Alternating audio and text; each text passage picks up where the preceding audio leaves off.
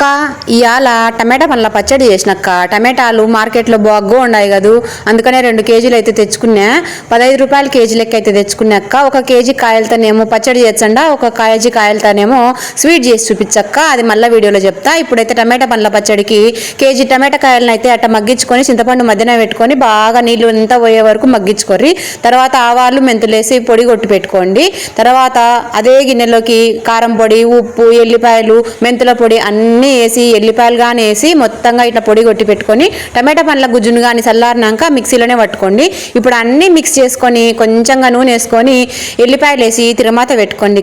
ఇంకా అంతే. కావాల్సిన పచ్చడి కల్లా తీసుకొని తిరమాత పెట్టుకొని మిగతాదల్లా తొక్కు ఫ్రిడ్జ్లో పెట్టుకున్నారంటే ఎన్నాళ్ళు పెట్టుకున్నా కానీ కలరే మారకుండా ఉంటుంది అక్క. సరే అక్క, ఇదో ఈరోజు అయితే టమాటా పండ్ల పచ్చడి మన ఇంట్లో చేసిన ఎట్ట కుదిరింది ఏందనేది తప్పకుండా కమెంట్ చేయండి. మీరు కానీ చేసుకొని తిని మళ్ళీ ఇంకొకటి వీడియోలో కలిసి వీడియోని లైక్ చేయరు ఇక్క.